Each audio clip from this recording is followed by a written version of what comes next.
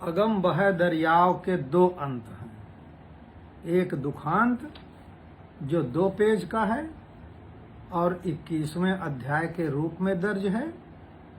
इसका शीर्षक है अनारा की पुकार। नर्तकी अनारा अपने यौवन काल में नौटंकी कंपनी के मालिक पांडे की प्रेमिका थी और उनके खेला की नायिका हुआ करती थी। रांझा की हीर, राजा भरथरी की रानी पिंगला वगैरह पांडे इन खेलों के नायक हुआ करते थे। रांझा राजा भरथरी या सुल्ताना डाकू। दूसरा अंत सुखांत है। यह 3 पेज का है और 22वें तथा अंतिम अध्याय के रूप में दर्ज है। इसका शीर्षक है रात नफरत की काली खत्म जल्द हो। पहले दुखांत अंत सबसे आखिर में रखा गया था। फिर यह मानकर कि अंत उम्मीदों भरा और सपने जगाने वाला होना चाहिए, इसे लास्ट बट 1 कर दिया गया। जिन्हें ट्रेजिक एंडिंग पसंद हो वह इसे अंत में और अंत वाले अध्याय को लास्ट बट 1 के रूप में पढ़ सकते हैं। पाठ में कोई व्यतिक्रम नहीं आएगा। सूचना के रूप में पांडे की आत्महत्या की जानकारी पाठकों को पहले मिल चुकी है।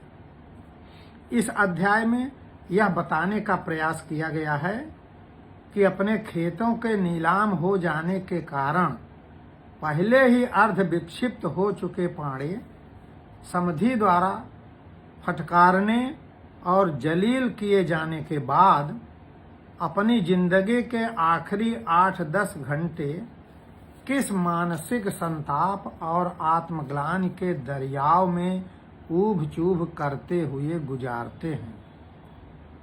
कैसे मरने का इरादा करते हैं और फिर जीने का हौसला जुटाने लगते हैं।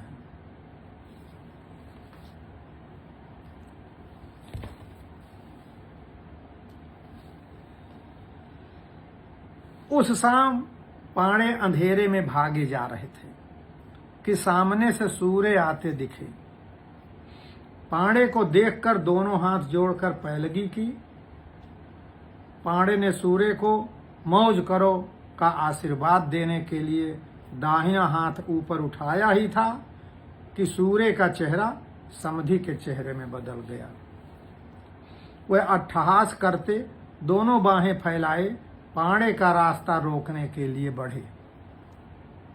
धोखा धोखा। पांडे पीछे मुड़कर बेतहासा भागे। भागते भागते रामगंज के मेले में पहुंच गए। वहां पुलिस अफसर यंग हैट लगाए घूम रहा था। पांडे को देखकर बोला, सुल्ताना तुम बहुत बहादुर है, लो जलेबी खाओ। जलेबी का छाता मुंह में डाला ही था कि आवाज आई, मिल गया मिल गया। पांडे ने मुड़कर देखा, यह तो वही हरिद्वार अमीन है जिसने एक बार उनकी बकाया की आरसी वापस की थी। इसको भी घूस का 5,000 रुपए देना बाकी है। पांडे जलेबी का दोना फेंक कर भागे। इस गली से उस गली, उस गली से इस गली। सामने नजर पड़ी तो देखा अपने कोठे पर हरा घाघरा पहने अनारा इशारे से उन्हें बुला रही थी। पांडे कहना चाहते थे कि तू नीचे आ जा, चल कहीं भाग चलें, लेकिन मुंह से आवाज ही निकल नहीं रही थी। गली में कीचड़ था। वे धोती उठाकर दौड़ रहे थे। गली खत्म होने का नाम नहीं ले रही थी। अचानक उनका पैर फिसला और नहर की नाली में गिर गए। पूरी तरह भीग गए। सांस अभी तक तेज थी। बनियान निकालकर नाली की मेड़ पर रखी और दम मारने के लिए मेड़ पर लेट गए। पता नहीं कब तक लेटे रह गए। ठंड लगने लगी तो उठे और चल पड़े। थोड़ी देर में पाया कि अपने मिठौआ महुआ के नीचे खड़े हैं, उस डाल के ठीक नीचे जिस पर चढ़कर वे बचपन में सियर पत्ती खेला करते थे। कभी उन्हें लगता कि जग रहे हैं, कभी लगता कि सपना देख रहे हैं। उनके दिमाग में बार बार एक ही दृश्य कौंध रहा था। जूते से चबूतरे को फटर फटर पीटते और खखार कर थूकते समधी की क्रुद्ध छवि। सही कह रहे थे, कहीं मुंह दिखाने लायक नहीं रह गई। ऐसी जिंदगी से तो मर जाना अच्छा। महुए के मोटे तने में निकली गांठों के सहारे चढ़कर वे उस डाल के बीचों बीच में आकर बैठ गए। अपनी धोती खोली, धोती का एक सिरा डाल से निकले कनखे में फंसाया और दूसरे सिरे का फंदा बनाकर गले में डाल लिया। तभी सामने के गन्ने के खेत में सियारों ने हुआ हुआ शुरू की। सियारों के चुप होने के बाद महुए के पेड़ पर बैठा घुघू कचपचाया। दूसरे ने उसका जवाब दिया, क्या बात की ये दोनों? शायद शर्त लगा रहे हों कि देखो आज पाड़े आत्महत्या करते हैं कि नहीं। पाड़े ने आसमान की ओर देखा। पत्तों के बीच दिख रहे आसमान में बिफैया सिर के ऊपर पहुंचने वाला है। 2-2.5 घंटे रात बाकी होगी। कार्तिक लग गया है। थोड़ी देर पहले तक आसमान साफ था, तारे चमक रहे थे। अब कुहासा फैलने लगा है, ठंडी हवा बहने लगी है। इसी समय पिताजी हल नाधने के लिए अपने हलवाहे नगेसर को आवाज देते थे।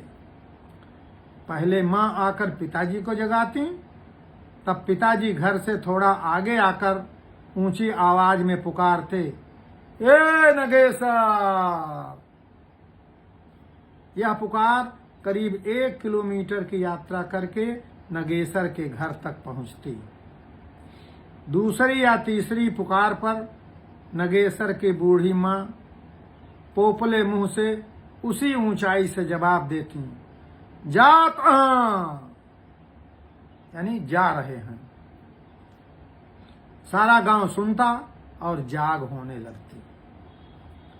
बाद में नगेसर को जगाने का काम उनके जिम्मे आया और उनको जगाने का काम पत्नी के जिम्मे।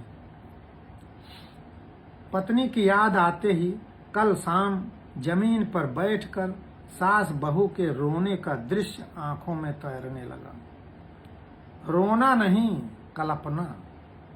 जब से उनके घर में आई कोई सुख नहीं दे सकी, दुख ही भूंजती रहीं और अब रोने के लिए अकेला छोड़कर फांसी लगाने जा रहे हैं।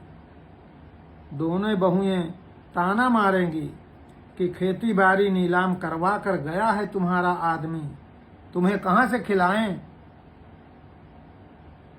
इस तरह बुढ़िया को मझधार में छोड़कर मरना भी तो दगाबाजी है।